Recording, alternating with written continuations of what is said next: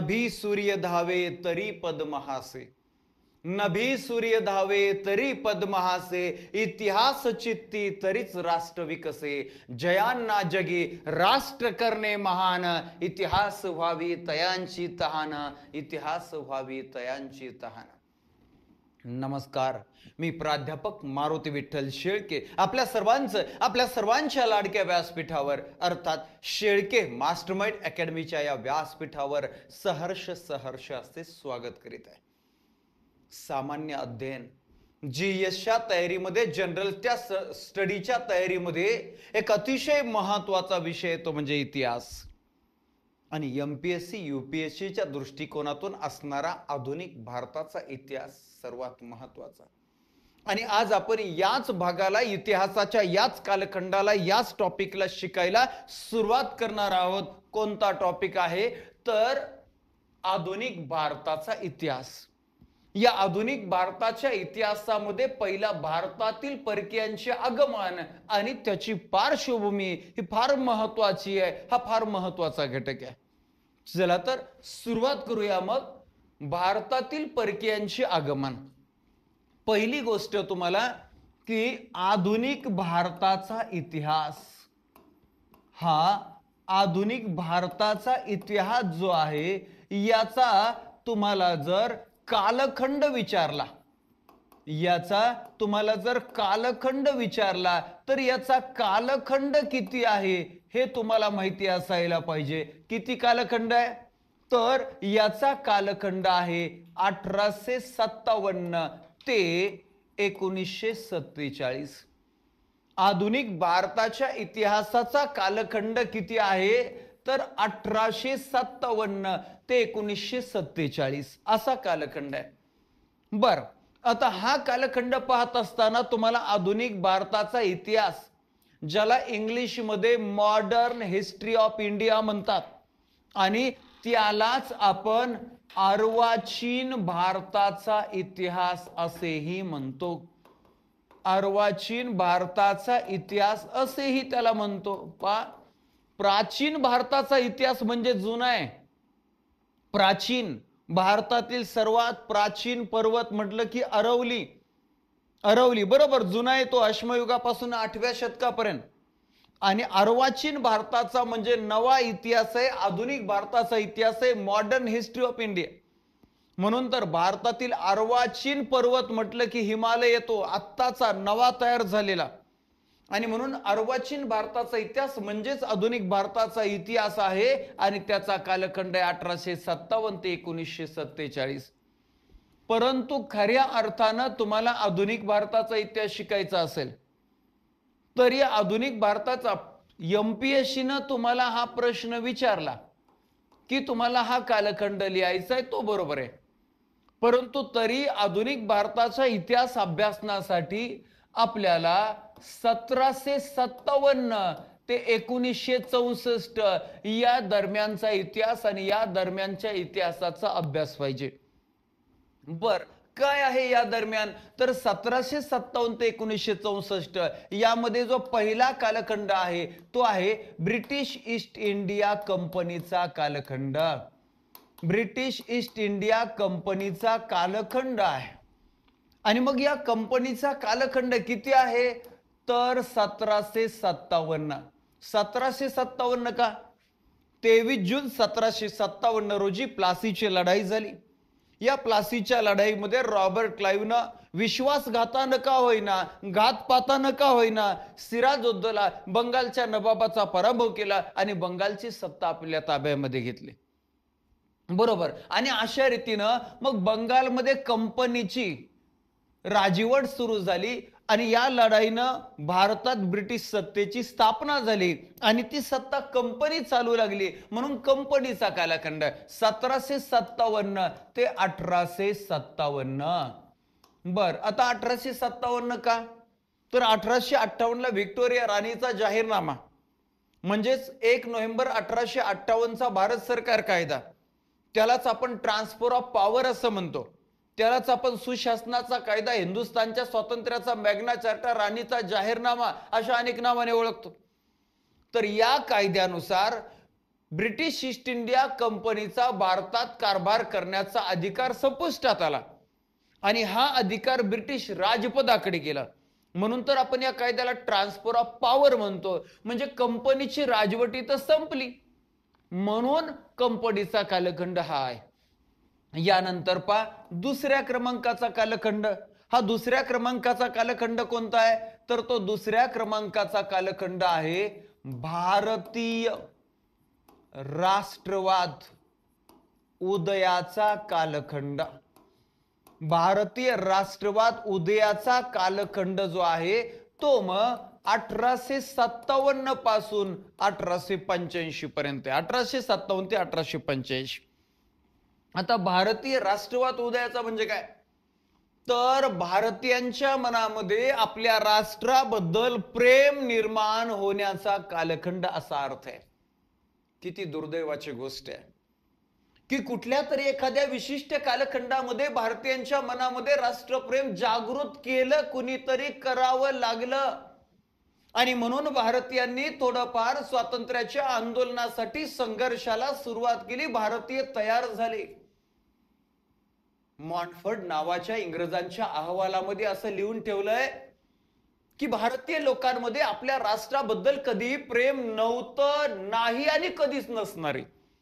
आणि जर ते थोडंफार कधी जन्माला आलं तर ते ब्रिटिशांचं अपत्य असेल. म्हणजे काय, तर इंग्रजांमुळेच ते राष्ट्र प्रेम उदयाला आलेलं असेल, कारण इंग्रजांमध्ये आपल्या राष्ट्राप्रती प्रचंड प्रेम होतं, प्रचंड प्रेम आहे. हे असं इंग्रजांनी लिहून ठेवलंय. आणि खरोखरच परिस्थिती अशीच आहे. खरोखर परिस्थिती अशी आहे, या भारतातल्या प्रत्येकाला फक्त आपल्या स्वार्थाचा, आपला फायदा पाहिजे. आपल्या देशाचं, आपल्या देशातल्या लोकांचं काहीही घेणं देणं नाहीये, काहीही घेणं देणं नाही. पा मग सुलतान आले, देशाला लुटून गेले, ठीक आहे, ते परकीय होते. मोगल आले, देशाला लुटून गेले, ठीक आहे, ते परकीय होते. पोर्तुगीज आले, डच आले, ब्रिटिश आले, फ्रेंच आले, त्यांनी लुटलं, प्रचंड संपत्ती त्यांच्या देशात, त्यांच्या देशाला श्रीमंत करण्यासाठी नेली. हेही ठीक आहे की ते परकीय होते आणि त्यांनी त्यांच्या देशाला श्रीमंत केलं. मात्र 15 ऑगस्ट 1947 नंतर आज तागायत आपल्या देशाचीच लोक आपल्या देशात कारभार पाहतायत, देश चालवतायत. मग हे भ्रष्टाचार करून कोणत्या देशाला श्रीमंत करत आहेत? आपल्या देशाला लुटून यांना आपल्या देशातली संपत्ती स्विस बँकेत टाकून कोणत्या देशाला श्रीमंत करायचे? किती दुर्दैवाची परिस्थिती आहे. कुणीतरी म्हणून तर प्रश्न विचारला आणि त्या प्रश्नाचं उत्तर सुद्धा दिलं. काय, हमारे देश में ऐसे घोटाले क्यों है, सफेद लिबास और दिल काले क्यों है, फिर भी देश इनके हवाले क्यों है? त्यावेळेस उत्तर मिळालं, जब तक सच के मुंह पर ताले रहेंगे, झूठ के हाथों में तलवार और भाले रहेंगे, जब तक सच के मुंह पर ताले रहेंगे, झूठ के हाथों में तलवार और भाले रहेंगे, तब तक रहेगा इंसान भूखा और शैतान के मुंह में निवाले रहेंगे. अशी परिस्थिती आहे. एखाद्या तरुणाच्या हातामध्ये त्याचा असणारा मोबाईल आहे, त्या मोबाईलवर त्याच्या जातीच्या, त्याच्या धर्माच्या एखाद्या राष्ट्रपुरुषाचा, आता तो त्याला राष्ट्रपुरुष म्हणतोय. म्हणून किती दुर्दैवाची गोष्ट आहे. आपल्या जातीचा आहे, आपल्या धर्माचा आहे म्हणून एखादा दहशतवादी असेल, एखादा चोर असेल, एखादा भ्रष्ट नेता असेल, तरी त्या जातीचे लोक, त्या धर्माचे लोक त्याला आपला नेता मानत असतील, आपलं दैवत मानत असतील. हे देशाचं दुर्दैवच आहे. या तरुणाच्या मोबाईलमध्ये त्याच्या जातीच्या, त्याच्या धर्माच्या एखादा तो मानतोय म्हणून राष्ट्रपुरुषाचा अपमान करणारी एखादी पोस्ट आली, तळपायाची आग मस्तकाला जाती या तरुणाच्या. लगेच धावत धावत घराच्या बाहेर, काही क्षणाचा विलंब कसला विचार न करता बाहेर पडतो. आणि मग बाहेरून चालणारी भारत सरकारची, महाराष्ट्र सरकारची बस फोडतो. बाहेरून चालणारी महाराष्ट्र सरकार किंवा भारत सरकारची रेल्वे जाळतो. रस्त्यानं दिसणाऱ्या गाड्या फोडतो. रस्त्यानं दिसणारी राष्ट्रीय संपत्ती जाळतो, तिचं नुकसान करतं. अरे बाबा, तुला खरोखरच राग आला होता तर पहिला मेसेज तुझ्या मोबाईल मध्ये आला होता, तो मोबाईल का फोडला नाहीस? मोबाईल का फेकून दिला नाहीस? मोबाईल का जाळला नाहीस? कारण मोबाईल माझा आहे ही त्याची भावना आहे. मोबाईल प्रती तुमचा राष्ट्रवाद आहे, मोबाईल प्रती प्रेम आहे, मग राष्ट्राप्रती प्रेम का नाही? ती रेल्वे जळत असताना माझ्या राष्ट्राची आहे, ती बस जळत असताना माझ्या राष्ट्राची आहे, रस्त्यानं चालणाऱ्या गाड्या घोड्या, रस्त्यानं चालणारी राष्ट्रीय संपत्ती माझ्या माणसांची, माझ्या देशाची आहे, ही भावना, हा विचार का भारतीयांच्या मनामध्ये येत नाही? ही दुर्दैवाची गोष्ट, ही इतिहासातही होती, ही वर्तमानातही, आणि जर असंच राहिलं तर भविष्य दुर्दैवी असेल. महासत्ता सोडा, भारत महासत्ता होणार, भारत विश्वगुरु होणार हे सोडा, यापेक्षा भारत पुन्हा पारतंत्र्यामध्ये जाऊ शकतो जर अशीच परिस्थिती राहिली तर. म्हणून तरुण वर्गानं राष्ट्र प्रथम हा विचार करायला पाहिजे. या देशातल्या प्रत्येकानं राष्ट्र प्रथम हा विचार केला तरच आपलं राष्ट्र प्रथम असणार आहे. अदरवाईज इतिहासात सांगितलंय, इतिहास तब तक दोहराता है जब तक हम उसे सीखते नहीं है. आणि जर आपण या गुलामगिरीचा, पारतंत्र्याचा, दुर्दैवाचा इतिहास शिकलो नाही तर आपल्याला पुन्हा पारतंत्र्यामध्ये जावं लागू शकतं, अशी परिस्थिती आहे. आणि हा राष्ट्रवाद इंग्रजांच्या ताब्यातून, परकीयांच्या ताब्यातून आपला देश सोडायला पाहिजे, यासाठी जे प्रबोधन झालं, तो प्रबोधनाचा कालखंड म्हणजे हा दुसरा कालखंड आहे, 1857 ते 1885. यानंतर तिसऱ्या क्रमांकाचा कालखंड आहे कोणता? तर तो आहे भारतीय स्वातंत्र्य चळवळीचा कालखंड. भारतीय स्वातंत्र्य चळवळीचा कालखंड. देशाच्या स्वातंत्र्यासाठी या कालखंडामध्ये आंदोलन झाले, चळवळी झाल्या. मग हा कालखंड 1885 ते 1947. 1885 ला राष्ट्रीय सभेची स्थापना झाली, 1947 ला देशाला स्वातंत्र्य मिळालं, असा कालखंड. आणि यानंतर चौथ्या क्रमांकाचा कालखंड, आता तो देशाच्या स्वातंत्र्यानंतरचा कालखंड आहे, नेहरू युग. या नेहरू युगाचा कालखंड जो आहे तो मग देशाच्या स्वातंत्र्यानंतर 1947 ला देशाला स्वातंत्र्य मिळालं आणि त्याच्यानंतर स्वतंत्र भारताचे पहिले प्रधानमंत्री म्हणून पंडित नेहरूंची नियुक्ती झाली. खरं तर मतदानाचा विचार केला तर पटेलांना पसंती होती, मात्र पुन्हा देशाचा दुर्दैव आडवा आलं. कुठेही राजकारण होतं, कसंही राजकारण होतं, देशाचा विचार न होता स्वतःच्या पदाचा, प्रतिष्ठेचा, नावाचा, संपत्तीचाच विचार. आणि म्हणून इथं पुन्हा 1964 पर्यंत पंडित जवाहरलाल नेहरू पंतप्रधान होते आणि त्यांचा तो तिथपर्यंतचा कालखंड. हा कालखंड सांगत असताना एका ब्रिटिश इतिहासकारानं, the history of British India, James, the history of British India, या त्याच्या पुस्तकामध्ये त्यानं भारताच्या इतिहासाचे 3 कालखंड केलेत. एक पहिला आहे हिंदू कालखंड, दुसरा आहे मुस्लिम कालखंड आणि तिसरा आहे ब्रिटिश कालखंड. हिंदू कालखंड म्हणजे मग सुरुवातीचा कालखंड, सिंधू संस्कृती, वैदिक संस्कृती, ह्या सगळा जो कालखंड आहे. मुस्लिम कालखंड म्हणजे जो मध्ययुगीन भारताच्या इतिहासाचा कालखंड आहे. प्राचीन मध्ये हिंदू सत्ता, मध्ययुगीन भारताच्या इतिहासामध्ये सुलतानशाही, मोगल साम्राज्य म्हणजेच मुस्लिम सत्ता, मुस्लिम कालखंड. आणि त्यानंतर आधुनिक भारताच्या इतिहासामध्ये ब्रिटिशांची गुलामगिरी आहे, ब्रिटिशांचा कालखंड. अशा रीतीनं 3 कालखंड जे आहेत त्या 3 कालखंड सांगितलेले आहेत. ठीक आहे, चला तर कालखंड हा जो भाग आहे, कालखंड नावाची संकल्पना आणि आधुनिक भारताचा इतिहास, ही संकल्पना आपली क्लिअर व्हायला पाहिजे, यासाठी आपण हे सगळं समजून घेतलेलं आहे. ओके, याच्या पुढे जायचंय. आता आपल्याला आपल्या मुख्य मुद्द्याकडे जायचंय. काय? आधुनिक भारताच्या इतिहासामध्ये मग आपल्याला सगळ्यात बेसिक पासून, काय सगळ्यात सुरुवातीपासून आपल्याला पाहिजे इंग्रजांच्या पारतंत्र्यातून बाहेर निघण्यासाठी केलेला संघर्ष शिकायचा आहे. पण हे इंग्रज कोण होते, कुठून आले, इंग्रजांबरोबर अजून कुणी आलं होतं का, हे समजून घेण्यासाठी आपल्याला भारतातील परकीयांचे आगमन हा टॉपिक पाहायचा आहे. खरं तर एमपीएससी ग्रुप बी, ग्रुप सी ला डायरेक्ट 1857च्या उठावापासून, मात्र बाकीच्या सगळ्या परीक्षांना यूपीएससी सह हे सगळं आपल्याला शिकावं लागतं. ते परीक्षेला विचारलं जातं आणि म्हणून आपण शिकत आहोत भारतातील परकीयांचे आगमन. आता भारतातील परकीयांचे आगमन म्हणजे काय? म्हणजे भारतात परकी आले. तर परकी हा शब्द आपण स्थल काल परत्वे वेगळ्या वेगळ्या अर्थानं वापरतो. म्हणजे काय? एका कुटुंबात बसलेले असताना सुद्धा त्या कुटुंबातली मुलगी लग्नानंतर दुसऱ्या कुटुंबात नांदायला जाणारे, म्हणून आपण तिला परक्याचं धन म्हणजे परकीयांचं धन असं म्हणतो. तिथं परकीय वेगळे. आता एक कुटुंब बसलेलं आहे आणि दुसऱ्या कुटुंबातला शेजारी एखादा माणूस आलाय, तर आपण त्या दुसऱ्या कुटुंबातल्या माणसाला सुद्धा परक्याचा, दुसऱ्या कुटुंबातला आहे, परकीय आहे असं आपण मानतो. आता एका गावातले लोक सगळे जमलेत आणि तिथं दुसऱ्या गावातला एक माणूस आलाय, तर तो आता त्या ठिकाणी परकीय आहे, दुसऱ्या गावातला आहे. मात्र इथं तसा अर्थ नाही. इथं दुसऱ्या देशातले लोक असा परकीय या शब्दाचा अर्थ आहे. आणि आगमन म्हणजे येणं. आगमन म्हणजे येणं. आता अशा रीतीनं भारतात परकीयांचे आगमन झाले. जसं बघा, पोटा पाण्यासाठी गावाकडचे लोक, उदरनिर्वाहासाठी गावाकडचे लोक शहरामध्ये जातात, शहरातले मोठ्या शहरात जातात, महानगरामध्ये जातात. पोटा पाण्याच्या गरजेसाठी दुसऱ्या देशात सुद्धा लोक जातात. अगदी तसंच अनेक भिकारी लोक असतील, गोरगरीब लोक असतील, भीक मागण्यासाठी, जे खरं कायद्यानं गुन्हा आहे, धार्मिक स्थळाच्या समोर जातात, कारण त्यांना माहितीये की तिथं श्रद्धाळू लोक आल्यानंतर दान धर्म करतात. म्हणजे असे भिकारी लोक दानशूर लोकांकडे भीक घेण्यासाठी जातात.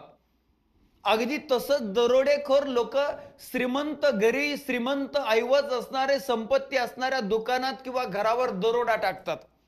अगदी तसंच आपल्या उदरनिर्वाहाच्या सोयीसाठी, गरजेसाठी, आपल्या उदरनिर्वाहासाठी, व्यापारासाठी, संपत्तीसाठी, म्हणजे व्यापार करण्यासाठी, मग तो चोरून केला, दरोडेखोरांसारखा तो देशाला लुटून केलाय, अशा दरोडेखोरांप्रमाणे काम करण्यासाठी, आपल्या पोटापाण्याची खळगी बनवण्यासाठी भुके कंगाल युरोप खंडामधले लोक भारतामध्ये आले. जर कुणी सांगत असेल देश सुधारायला, भारत सुधारायला आले आणि भारताला आधुनिकीकरण करायला आले, तर तो निव्वळ मूर्खपणा आहे. तो अजूनही इंग्रजांच्या गुलामगिरीमध्ये आहे असं म्हणायला काही अडचण नाही. त्याची मेंटॅलिटी अजूनही तो इंग्रजांचा गुलामाचीच मेंटॅलिटी आहे. म्हणून पाक कुणी परकीय आपल्या देशाला सुधारायला कधी आलेलं पाहिलं का? येणार नाही, आले नव्हते. ही पहिली अंधश्रद्धा. त्यांची गरज म्हणून ते आले होते. म्हणून तर आजच्या लेक्चरमध्ये हे आलेले सगळे परकीय आहेत, ते का आलेले आहेत हा भाग पाहणार आहोत. म्हणजे भारतात युरोपीय लोकांच्या आगमनाची कारण, म्हणजे आपल्या डोक्यातली शंकाच क्लिअर होऊन जाईल. कुणी म्हणून इंग्रजांमुळे रेल्वे आली, कुणी म्हणून इंग्रजांमुळे विमान आलं, तर तू शांत बस बाबड्या. आपला देश एकेकाळी जगातला सर्वात श्रीमंत होता. आपला देश जगातला सर्वात शक्तिशाली होता. याचे शेकडो हजारो प्रमाण आहेत, उदाहरणं आहेत, पुरावे आहेत. जगात या पृथ्वी तलावर 5 महासागर आहेत. पॅसिफिक महासागर, अटलांटिक महासागर, हिंदी महासागर, अंटार्क्टिक किंवा दक्षिण महासागर आणि 5वा आर्टिक महासागर. या 5 महासागरापैकी देशावरून नाव पडलेलं आहे एकमेव महासागर, तो म्हणजे हिंदी महासागर, इंडियन ओशन. आणि ज्या देशावरून नाव पडलं तो देश आहे भारत, हिंदुस्थान, आपला देश. याच्यावरून लक्षात येतं की आपल्या देशाचं वैभव, ताकद किती मोठी. अरे आपल्या देशाच्या पश्चिमेला असणाऱ्या अरबी समुद्राला आपलंच नाव होतं सिंधू सागर. अरब नंतर, त्यानंतर आपल्या देशाच्या पूर्वेला असणाऱ्या बंगालच्या उपसागराला नाव होतं गंगा सागर, आपलंच नाव. त्या इंडोनेशियाला सुद्धा इंडियन वरून नाव पडलं, इंडोनेशिया. जगभरात भारतीय संस्कृतीचे, भारताचे आजही मोठे प्रभावाचे पुरावे तुम्हाला सापडतील. त्याचं कारणच आहे एकेकाळी भारत महासत्ता होता, सर्वात श्रीमंत होता.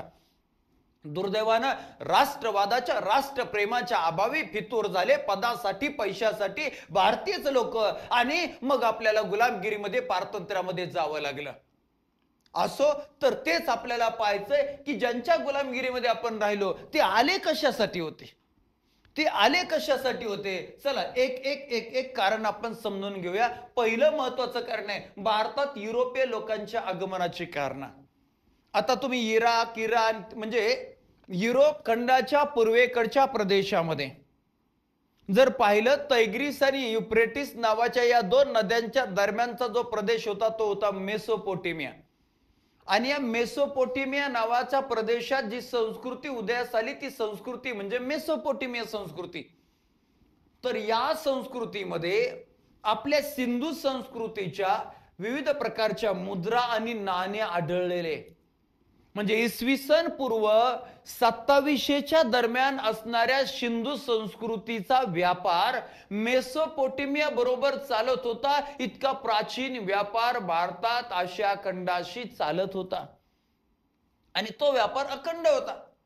आणि आपल्या भारतामध्ये असणारे मग कापड, ढाक्याच्या मलमल पासून तर अनेक प्रकारचे गुणवत्तापूर्ण कापड आपल्या हिंदुस्थानात जगात सर्वात जास्त क्वालिटीचं कापड, रेशीम उद्योग, रेशीम मार्ग आशिया खंडातून चीन मधून जाणारा, तर अशा रीतीने कापड, मग त्याच्यामध्ये हे कॅलिको रेशीम स्पेशल कापड होतं बघा, गुणवत्तेचे रेशीम होतं, हलक्या वजनाचं मात्र अतिशय क्वालिटीचं. याला युरोपमध्ये फार मागणी होती. अनेक प्रकारचे मसाले, ह्या मसाल्यांना खूप मागणी होती युरोप खंडामध्ये. त्यानंतर आबनूस म्हणजे अशा प्रकारचं लाकूड, त्या लाकडालाही फार मोठी मागणी होती. मोती, औषधे, मौल्यवान आपल्या भारतामध्ये किंवा भारतीय संस्कृतीचे धर्मग्रंथ जर पाहिले, सर्वात अगोदरचे धर्मग्रंथ जर पाहिले तर आपण वेद मानतो. वेद, आणि हे वेद किंवा वैदिक साहित्य हे धर्मग्रंथ, जगातले हे एकमेव धार्मिक ग्रंथ आहे ज्याच्यामध्ये विज्ञान आहे, मेडिकल आहे, मॅथमॅटिक्स सुद्धा आहे. असे धर्मग्रंथ सापडायचे नाही. एवढा डेव्हलप, एवढा भारत पुढारलेला होता, म्हणून श्रीमंत होता, म्हणून शक्तिशाली होता, आणि त्याची मागणी जगभर होती. अनेक प्रकारचे मौल्यवान खनिज, दगड जे आहेत यांची मागणी, आणि म्हणून युरोप खंडामध्ये या सगळ्या पदार्थांची प्रचंड मागणी होती. व्यापाराला फार मोठी संधी होती, म्हणून प्राचीन काळापासून हा व्यापार चालायचा. खर तर भारताचा जगभरातल्या फार मोठ्या प्रदेशांची व्यापार चालायचा, म्हणूनच जगभराची संपत्ती भारतात येत होती आणि भारत श्रीमंत होता. सोने की चिडिया म्हटलं जायचं, भारतात सोन्याचा धूर निघायचा असं वर्णन असायचं, ते या व्यापाराच्या कारणामुळेच. ओके, व्यापाराची संधी पाहिल्यानंतर हे व्यापाराच्या संधीमध्ये मग हे मोती आपण पाहिले, त्यानंतर हे मौल्यवान दगड जे आहेत ते दगड, आणि वेगवेगळ्या प्रकारची औषधी, हे सगळे, या सगळ्याला युरोप खंडामध्ये फार मोठी मागणी होती बघा. आता जाऊया पुढचं कारण, मसाल्याच्या पदार्थांची उपलब्धता. युरोप खंड म्हणजे जिथं वातावरण असं की फार थोड्या प्रमाणामध्ये शेती होती, कच्चा माल त्यांना आशिया खंडातून, भारतातूनच न्यावा लागायचा, विशेषतः मसाल्याचे पदार्थ. युरोप खंड म्हणजे सगळा नॉनव्हेज वाले बहुतांश, म्हणजे मटण खाणारे, वेगवेगळ्या प्रकार प्राण्यांचं, मग काय कुत्रे, मांजर, कोंबड्या, बोकड्या, झुराळ, मुंग्या, साप, मी त्याचं वर्णनच करत नाही. मग या मांसाला कुठे टेस्ट आहे का, चव आहे का नाही, मग त्या मांसाच्या चवीसाठी मसाल्याचा वापर केला जातो. आणि म्हणून यासाठी मसाल्याची प्रचंड मागणी असायची, आणि त्या मसाल्याची उपलब्धता आपल्या भारत देशामध्ये प्रचंड प्रमाणामध्ये, आणि म्हणून मसाल्याची उपलब्धता या कारणानं युरोप खंडाला भारताचं, आशिया खंडाचं प्रचंड आकर्षण होतं, आणि म्हणून ते सातत्यानं भारताशी व्यापार करत होते. ओके, आणि मग भारतातील युरोपियनच्या आगमनाच्या कारणामध्ये एक महत्वाचं कारण आहे मसाले. यानंतर युरोपियन सरंजामशाहीचे विघटन. युरोप खंडामध्ये एक प्रशासन प्रणाली तयार झाली होती. सर्वात वर सम्राट किंवा राजा, मग सामंत, खाली शेतकरी, कामगार, गुलाम. मग या सामंतानं राजाला संरक्षण द्यायचं, त्याच्याकडची जमीन शेतकऱ्यांना, कामगारांना, गुलामांना सेवेच्या बदल्यामध्ये कसायला द्यायची. अशा रीतीने हळूहळू हळूहळू काय झालं होतं की सामंतांच्या हातामध्ये प्रचंड सत्तेचं केंद्रीकरण झालं होतं. अगदी राजा सम्राट सुद्धा हतबल झालेले होते, आणि बाकी प्रजा, शेतकरी, गुलाम तर गुलामच होते. अशी सरंजामशाही निर्माण झाली होती. प्रचंड शोषण करणारे, अगदी पोप, हे पोप देवाचं नाव सांगून की तुम्ही चर्चमध्ये संपत्तीचं दान करा, आणि मग दान केल्यावर तुम्ही पापातून मुक्त व्हाल, अशा प्रकारच्या अंधश्रद्धेतून सामान्य जनतेचं शोषणही करत होते. मात्र परिवर्तनाची लाट आली, मग त्याला अनेक वेगवेगळे नवे विचार, आधुनिक विचार मांडले गेले. त्यामध्येच प्लेगचा आजार फार मोठ्या प्रमाणात वाढला होता, अनेक लोकांचा मृत्यू झाला. त्यामुळं कामगार म्हणून शेतामध्ये मजूर मिळेना आणि त्याच्यामुळं मजुरांची, कामगारांची, शेतकऱ्यांची व्यवहाराची क्षमता सामंतांबरोबर वाढली. डिमांड वाढले ना, मार्केट वाढलंय. जसं आता पोरींचं शॉर्टेज आल्यामुळं पोरींचं डिमांड वाढलं आणि 7वी 8वी 10वी नापास असलेली पोरगी सुद्धा म्हणते नाही क्लास 1 असेल तरच पाहिजे. तसं तिथं झालं. त्याचबरोबर युरोप खंडामध्ये फ्रान्स, इंग्लंड यांच्यामध्ये अगदी 100 वर्ष सातत्याने सुरू असणाऱ्या संघर्षामुळं सामंत या लढाईमध्ये कमजोर झाले, कमकुवत झाले. अशा या छोट्या छोट्या कारणामुळं, छोट्या मोठ्या कारणामुळं या सामंतशाही म्हणजे युरोपियन सरंजामशाहीचं विघटन झालं आणि नवी व्यवस्था, नवे राष्ट्र, नव्या राज्यांचा उदय होत गेला. आणि त्या कारणामुळं एक गोष्ट मात्र झाली की युरोप खंडामध्ये आर्थिक विस्कळता जी आहे, आर्थिक विस्कळता म्हणजेच अव्यवस्था निर्माण झाली. मग ही भरून काढण्यासाठी त्यांना संपत्ती हवी होती, पैसा हवा होता. यासाठी पैशावाल्या देशाकडे जाणं, त्यांच्याशी काहीतरी व्यवहार करणं, त्यातून नफा कमवणं हे अपेक्षित होतं. हे एक महत्वाचं कारण आहे भारतात युरोपीय लोकांच्या आगमनाची कारणे. ओके, मुंगळे गुळाकडेच जाणार आहेत, बरोबर आहे की नाही? तसं काम इथं हे गोरे मुंगळे प्रचंड संपन्न असणाऱ्या भारत नावाच्या गुळाकडे आलेले, गुळाच्या ढेपेकडे आले. ते एक महत्वाचं कारण आहे. बघा आता पुढचं कारण, तांत्रिक प्रगती. युरोप खंडातल्या तांत्रिक प्रगतीमध्ये इटली, स्पेन हे देश आघाडीवरच होते. आणि मग या देशामध्ये सागरी मार्गानं प्रवास करण्यासाठीच्या टेक्नॉलॉजीमध्ये, तंत्रामध्ये मोठे संशोधन झालं आणि त्याच्यामुळे मोठ्या प्रमाणात सुधारणा झाली. आणि मग या सुधारणेमध्ये जर आपण विचार केला तर जहाजांच्या डिझाईन मध्ये सुधारणा झाली. वेगानं चालणारे, सुरक्षित चालणारे जहाज जे आहेत ते जहाज डेव्हलप केले गेले. ॲस्ट्रोलेब म्हणजे थोडक्यात खगोलशास्त्र की ज्या माध्यमातून दिशा वगैरे या सगळ्या गोष्टींचा अभ्यास होईल त्या क्षेत्रामध्येही डेव्हलपमेंट झालेले. यानंतर कंपास, दिशादर्शक अशा प्रकारची संसाधनं शोधले गेली. कार्टोग्राफी म्हणजे नकाशा तयार करण्याचं शास्त्र डेव्हलप झालंय, ती कला डेव्हलप झाली. आणि त्या कारणामुळं नवे मार्ग, नवी दिशा, नव्या संशोधनाला चालना मिळाली, प्रोत्साहन मिळालं. युरोप खंडातले अनेक राजे, सम्राट या नव्या संशोधनासाठी प्रोत्साहन देत होते, प्रेरणा देत होते. त्याचा फायदा नव्या देशांच्या शोधासाठी झालाय, भारताकडे येण्यासाठी झालेला आहे. ओके, झालं तांत्रिक प्रगती, हे सुद्धा एक महत्वाचं कारण आहे. याच्यानंतर पहा पुढचं, महासागरांवर व व्यापारावर नियंत्रण. जगभर युरोप खंडाला बहुतांशी सागरी किनारा आहे, आशियाकडचा भाग सोडला. आणि त्याच्यामुळं सागरावर, महासागरावर आणि जलमार्गावर आपलं नियंत्रण असावं. विशेषतः पूर्वेकडे चालणारा जो अतिशय नफ्याचा, फायद्याचा व्यापार आहे, या व्यापारात जी अरबांची मक्तेदारी होती ती मोडून काढून आपल्या ताब्यामध्ये तो व्यापार यावा, सागरी मार्गाचं नियंत्रण आपल्याकडे असावं, यासाठी प्रयत्न सुरू होते. हा उद्देश युरोपियन अनेक देशांचा होता, सत्ताधीशांचा होता. आणि हे सुद्धा भारतात युरोपियन आले, त्यांचं आगमन झालं, हे सुद्धा एक महत्वाचं कारण आहे. पहा यानंतर पुढे पहा, धार्मिक आणि भूराजकीय हेतू. युरोपियन सत्ताधीश म्हणजे ख्रिश्चन सत्ताधीश, त्यांच्या बाजूला पूर्वेकडे असणारे सत्ताधीश म्हणजे इस्लामिक सत्ताधीश, यांच्यामध्ये पहिल्यापासूनचा संघर्ष आहे. विशेषतः ऑटोमन तुर्क, ऑटोमन साम्राज्य, रोमन साम्राज्य यांच्यामध्ये सातत्याने संघर्ष. ऑटोमन आणि ख्रिश्चन सत्ताधीश यांच्यामध्ये सातत्याने संघर्ष असायचे.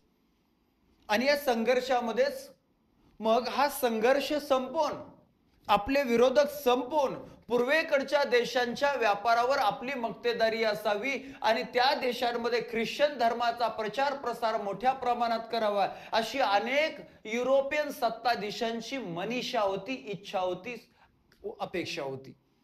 त्यातच एक पोर्तुगाल राजा होता, पोर्तुगीजांचा राजा होता, त्याचं नाव प्रिन्स हेनरी. प्रिन्स हेनरी याला ही इच्छा प्रचंड प्रमाणामध्ये, यासाठी त्यानं फार मोठा प्रयत्न केला होता. म्हणून तर त्याला द नेव्हिगेटर असंच म्हणतात, द नेव्हिगेटर असंच त्याला म्हणतात. आणि त्या सगळ्या प्लॅनिंगमुळं पुढे पोर्तुगाल देशाला नव संपूर्ण युरोपाला पूर्वेकडे जाऊन व्यापार वृद्धी करून धर्म प्रसार करण्याची चालना मिळाली, प्रेरणा मिळाली, प्रोत्साहन मिळाले.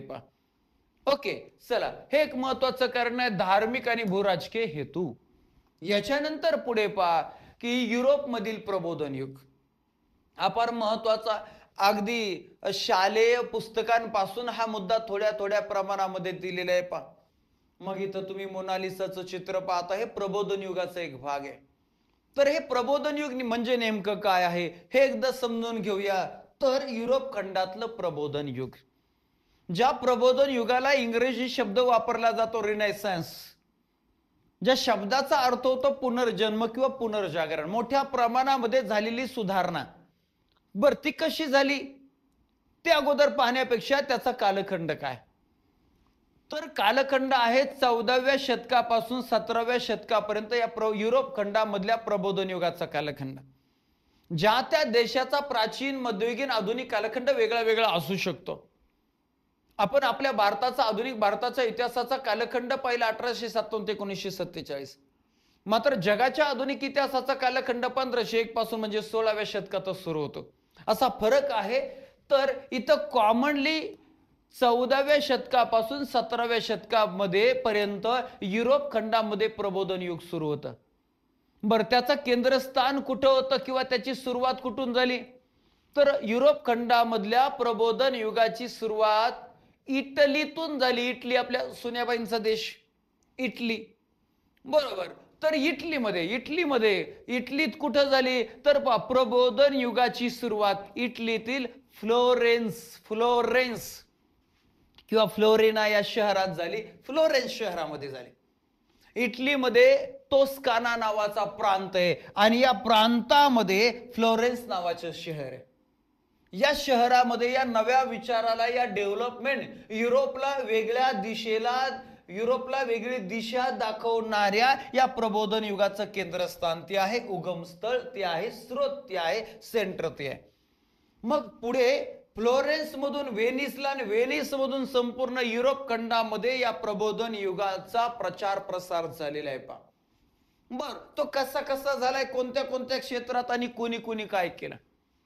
मग अनेक प्रकारच्या, त्याच्यामध्ये खगोलशास्त्रामध्येही खूप मोठं संशोधन झालंय, त्याच्यामध्ये विज्ञानामध्येही मोठं संशोधन झालंय. मग पहा, इटालियन खलाशांनी युरोपीय सम्राटांच्या आश्रयाने शोध युगाची सुरुवात केली. पहा, खलाशांच्या संदर्भात.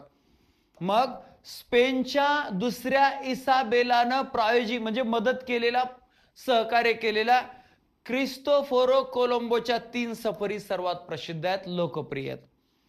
त्यानंतर पुढे इतर युरोपियन व्यापारावरील इटालियन मक्तेदारी तोडून, पहा, ती तोडण्यात उत्सुकता निर्माण झाली आणि आपणही व्यापारामध्ये पुढे असायला पाहिजे, अग्रेसर असायला पाहिजे, ही मनीषा निर्माण झाली. त्यांनी मग काय केलं, भारत आणि इंडोनेशियातील स्पाइस बेटांकडे जाण्यासाठी नवीन मार्गाचा शोध सुरू केलाय.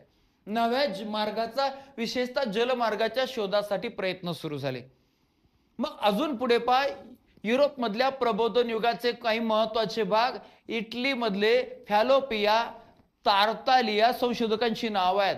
गॅलिलिओ, आता गॅलिलिओ तर तुम्हाला माहिती आहे, ज्यानं दुर्बिणीचा शोध लावलाय, ज्यानं सूर्यावरच्या डागांचा शोध लावलाय, गुरूच्या पहिल्या 4 उपग्रहांचा शोध लावलाय, खगोलशास्त्राचा जनक त्याला म्हणतो तो गॅलिलिओ. हे सगळे संशोधक आहेत. टॉरिसेली यांनी वैज्ञानिक क्रांती केली.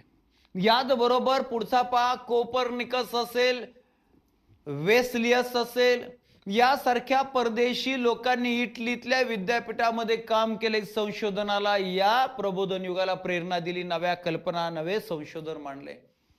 मगाशी उल्लेख केलेला लिओनार्दो दा विंची, चित्रकार, शिल्पकार, एक अद्भुत कलाकार आहे. मिकेले जेलो, राफेल डोनाटेलो, जिओटो, मासासिओ, फ्रा अँजेलिको पिएरो आणि पेरे उगॅलिनो यांसारख्या ख्यातनाम कलाकारांनी युरोपीय कलांवर दाट प्रभाव टाकला. नव्या नव्या कलाकृती त्यांनी जन्माला घातल्या, नव्या नव्या संकल्पना त्यांनी उदयाला आणल्या. युरोप खंडातील प्रबोधन युगाचा हा सगळा महत्वाचा भाग आहे, ज्यामुळं भारतात युरोप खंडातले लोक येण्यासाठी त्यांना प्रोत्साहन मिळालं, फायदा झाला आणि त्यामुळंच हे परकीय आले, उद्योगधंदे वाढले. युरोप खंडाला उद्योग धंद्याची जननी म्हणतो. आता पुढचं कारण, प्रबोधन युग संपल्यानंतर पुढचं कारण आहे हे परकीय आपल्या देशामध्ये आले, भारताची संपन्नता. असं कधी झालंय? श्रीमंतानं गरीबाच्या घरी दरोडा टाकलाय. गरीबाच्या घरी आहेच काय?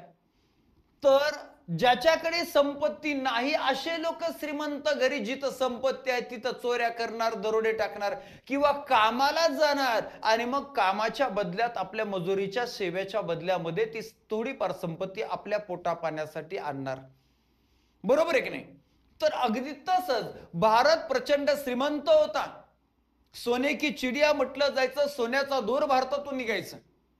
म्हणजे अगदी आंधळी लोक चालताना आपल्या हातात जी काठी ठेवायची त्या काठीला सुद्धा सोन्याचा धूर असायचा. एवढी प्रचंड श्रीमंती एकेकाळी भारतात होती आणि या श्रीमंतीच्या आकर्षणानं जगभरातले लोक, विशेषतः युरोप खंडातले लोक भारतामध्ये आलेले आहेत. त्यांच्या उद्योगधंद्याला लागणारा कच्चा माल पुरवणारा आशिया खंड, विशेषतः भारत.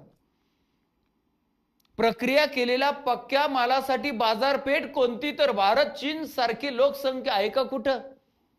अशा रीतीनं भारताचं आकर्षण, भारताची श्रीमंती हे अनेक काळापासून जगाला होत. याच्यानंतर पुढे पहा, नवीन सागरी मार्गाचा शोध. आता इथं शब्द नुसत्या सागरी मार्गाचा आहे, नवीन सागरी मार्गाचा. याचा अर्थ जुने मार्ग काहीतरी होते. हा जुना मार्ग काहीतरी होता. मग जुना मार्ग तर तुम्हाला माहिती असायला पाहिजे अगोदर, मग नवा पाहू. हा पहा, इकडून चायनाकडून जाणारा हा रेशीम मार्ग, रेशीम मुळे रेशीम मार्ग नाव पडलं. इथं आपला भारत आहे, भारतात आलेला, भारतात अशा पद्धतीचा हा युरोप मधून येणारा मार्ग. युरोप आणि आशिया खंड यांच्यामध्ये उरल पर्वत रांग आहे, त्या रांगेतून येणारा हा मार्ग. प्रामुख्याने युरोप खंड, युरोप खंडातून इराणच्या आखात, इराणच्या आखातातून कॉन्स्टॅन्टिनोपल जी रोमन साम्राज्याची राजधानी होती, म्हणजे बायझेंटाईन साम्राज्याची राजधानी कॉन्स्टॅन्टिनोपल, त्या कॉन्स्टॅन्टिनोपललाच आता नवं नाव आहे, अलीकडे पडलेलं नाव आहे इस्तंबूल. त्यानंतर पुढे इटली, इटलीमधून आशिया खंड. अशा क्रमानं हा जमिनीवरचा मार्ग होता, याला खुशकीचा मार्ग असे म्हणायचे. आणि या जमिनी मार्गाने भारतात आलेला पहिला व्यक्ती म्हणून इटलीचा मार्को पोलोची नोंद आहे. जमिनी मार्गे भारतात आलेला पहिला युरोपियन कोण? मार्को पोलो, जो इटलीचा आहे म्हणून तो इटालियन. ओके, तर अशा रीतीने हा जुना मार्ग होता, व्यापाराचा मार्ग होता. पण झालं काय? इसवी सन 1453 साली, म्हणजे 15व्या शतकाच्या मध्यामध्ये हे इस्तंबूल म्हणजे जुनं कॉन्स्टॅन्टिनोपल, रोमन साम्राज्याची राजधानी, बायझेंटाईन साम्राज्याची राजधानी, ही ऑटोमन तुर्कांनी ताब्यामध्ये घेतली. म्हणजे आता ख्रिश्चन सत्ता गेली आणि ऑटोमन तुर्कांची मुस्लिम सत्ता आली. रोड तर बंद झाला, मार्ग तर बंद झाला, परंतु प्रचंड लुटालुटही या भागामध्ये सुरू झाली आणि त्याच्यामुळं व्यापारी मार्ग युरोपियनांचा बंद झाला. मग व्यापारी मार्ग बंद पडला म्हणजे युरोपचं जनजीवन ठप्प झालं. या युरोप खंडाला कच्चा माल मिळेना, तयार झालेला, प्रक्रिया झालेला पक्का माल विकायला चान्स नाही. बघा ना, चहाचं उत्पन्न आपण करतोय आसामच्या खोऱ्यामध्ये, कॉफीचं उत्पन्न आपण करतोय तिकडे कर्नाटक, केरळच्या भागामध्ये, बरोबर. मात्र प्रामुख्याने या चहावर प्रक्रिया करणाऱ्या कंपन्या ह्या ब्रिटनच्या आहेत. आपण ब्रिटनला चहा विकतोय, निर्यात करतोय आणि पक्का माल हे तयार करून आपल्या देशात विकायला आणतात. त्यामध्ये बी ए बी सी ग्रेड तिकडं. आणि भुसकाट माल जो आहे, भुसकाट माल, ते भुसकाट चहापत्ती बुकरी म्हणतात गावाकडे, ते आपल्याकडे पाठवितात. डस्ट नावच आहे, डस्ट. जे जसं गहू मळी यंत्रामध्ये करत असताना गौंडा पडतो ना, त्या भुसकाट पडत ना. बाजरी करत असताना बनग्या पडतात, बनग्या. ज्वारी करत असताना ते भोंडे म्हणतात, भोंडे. जे जनावर खात्यात ना ते फेकून द्यायचं वावरामध्ये. असा प्रकार तयार झालेला आहे, एकदम थर्ड क्लास चहाचा भाग प्रक्रिया केल्यानंतर आपल्या देशात विकला जातो, जो आरोग्याला घातक आहे हे सगळं माहिती आहे, पण इंग्रजांनी आपल्या रुजवलंय. पाहुणा आला की चहा पाजायचा, मग पाहुणा कसा सुर के पिओ फुर के पिओ, आणि मग हे पाहुणा पेताना मग ती पाहुणी तर असा बुलडोजर बिल्डिंग पाडायला आलेली, आणि चहा पिती कपात, आणि म्हणते दम आहे तो बर आगे. अगं बाई, हसला चहा पिऊन कुठं काय होतंय, त्याला चहा वेगळा लागतो. हे भुसकाटाचा चहा पिऊन काय होत नाही. पण थोडक्यात आपण या चहाचे निर्माते आहोत, चहाचं पीक घेतो, मात्र कच्चा माल इंग्रजांना देतो, आणि मग त्यांचा भुसकाट आपल्याकडे येते. अशी परिस्थिती. मात्र ह्या मार्ग बंद पडल्यामुळं कच्चा माल बी नाही, बाजारपेठ बी नाही. म्हणून नवा मार्ग शोधायला सुरुवात झाली, आणि या नव्या मार्गाच्या शोधामधले काही यशस्वी प्रयोग, काही महत्वाच्या घटना आपल्याला पाहायच्यात. त्याच्यामध्ये मग ही पहिली महत्वाची घटना तुमच्या समोर जे दिसते ती कोणती घटना आहे पहा, तर ती घटना आहे इसवी सन 1492. इसवी सन 1492 स्पेनच्या सहकार्यानं कोलंबस, हा कोलंबस नव्या मार्गाच्या शोधाला निघालाय. आणि हा नव्या मार्गाच्या शोधाला आल्यावर असा युरोप खंडातून समोर पुढे गेला, आणि कुठे गेलाय, अमेरिकेच्या वेस्ट इंडिज बेट नाही व तिथं गेलाय अमेरिकेत. त्याला वाटलं आशिया खंड भारतच आहे, गेलाय माघारी, परत माघारी असा आलाय, असा गेलाय माघारी. माघारी गेल्यावर त्यानं सांगितलं त्याच्या देशामध्ये नवं ठिकाण सापडले, बहुतांशी आशिया भारत असावा, तुम्ही बघा. मग त्यानं सांगितलेल्या मार्गानं पुढं 1498 रोजी अमेरिगो वेस्पुसी हा गेलाय. बर, हा गेल्यानंतर त्यानं मात्र शोधून काढले हा नवा मार्ग आहे, हा नवं ठिकाण आहे, हे काय भारत आशिया खंड नाही. आणि म्हणून त्या नव्या ठिकाणाला त्याचंच नाव दिलं गेलं, अमेरिका त्याचंच नाव दिलं गेलं बघा. मग इकडची उत्तर अमेरिका आणि ही दक्षिण अमेरिका. अशा रीतीनं 1492 मध्ये कोलंबसने आणि 1498 मध्ये अमेरिगोने अमेरिकेचा शोध लावला. म्हणजे 15व्या शतकाच्या शेवटी शोध लागलाय. बरं, अजून संशोधन धडपड सुरूच आहे, आणि या धडपडीमधला एक महत्वाचा प्रसंग आहे. दिनांक 1519 रोजी काय झालं, पोर्तुगालचा एक दर्यावर्दी ज्याचं नाव आहे फर्डिनांड मॅगेलन, हा जो आहे हा आपल्या सहकार्यांसह निघाला. म्हणलं जर पृथ्वी गोल आहे ना, तर आपण असं एका दिशेने जर जात राहिलो तर परत आपल्या ठिकाणी येणार आहे. पृथ्वी गोल आहे म्हणलं येणार आहे की नाही, येणार आहे. आता आपण जर विचार केला आपल्यालाही कळत आहे, पण आपल्याला कुठं बाहेर जायचं सुचत आहे, आपल्याला बाहेर जायचं सुचतच नाही. आपल्याला नुसतं घर वडीत घर, हा माझी गाडी, माझी माडी, माझ्याच बायकोची गोल गोल साडी, रिसर्चच नाही. सफरचंद खाली पडल्यावर आपला माणूस खालीच का पडलं विचार करायला लागला, आतून आवाज आला गपचिप खा, डोकं चालू नका, खा बाबा. त्या न्यूटनला विचार पडला, आणि त्यानं मग गुरुत्वाकर्षण सांगितलंय. आपलं रिसर्चची मानसिकता सिस्टमच नाही. नुसता दुसऱ्या तालुक्यात दुसऱ्या जिल्ह्यात नोकरीला गेला तरी रडतो, करमत नाही, ती तिकडं मी इकडं. बरं, आता आलाय स्वतालुक्यामध्ये तरी रडतोय, आता का रे नाही ती त्या गावात मी ह्या गावात तरी रडतोय. आता आलाय तिच्या गावात, या का घरात राहते, आता का रडतो, भांडणं झाले, 2 महिने झाले, रुसून गेली, मी इकडं ती तिकडं, तसाच बस बोंबलत. असलंय आपलं सगळं, असं आहे. आणि जे आपण शोधले ते बी आपण स्वीकारलं नाही. शिवाजी तळपदे नावाच्या मुंबईतल्या एका व्यक्तीनं 1895 ला 1500 फूट विमान उडवण्याचा प्रयोग यशस्वी केला, आणि त्याच्यानंतर ते तंत्रज्ञान चोरून राईट बंधूंनी 1905 ला प्रयोग केला 150 फूट विमानात, आणि आपण राईट बंधूंनी विमानाचा शोध लावला. असं सगळं आपलं आहे. असो तर हा फर्डिनांड मॅगेलन निघाला जगाच्या प्रदक्षिणेला, चालला असा प्रदक्षिणा घालून बघा, आला परत संपूर्ण प्रदक्षिणा. जलमार्गाने पृथ्वीला प्रदक्षिणा घालणारा पहिला व्यक्ती कोण, नाव आहे फर्डिनांड मॅगेलन, पोर्तुगालचा दर्यावर्दी. 1519 ते 1522 असा त्यांचा 3 वर्षाचा हा प्रवास. वाटेमध्ये एका संघर्षामध्ये हा फर्डिनांड मॅगेलन मारला गेला, मात्र त्याच्या सहकाऱ्यांनी ही प्रदक्षिणा पूर्ण केली आणि त्याच्याच नावानं ही प्रदक्षिणा इतिहासामध्ये अजरामर झाली, पृथ्वी प्रदक्षिणा. अशा रीतीनं भारतातील परकीय जे आहेत, भारतातील परकीय स्पेशली आपल्या आशिया खंडामध्ये आणि या युरोप खंडामधले लोक जे आहेत, हे आशिया खंडामध्ये हे कसे आलेले आहेत याची कारण आपण पाहिले.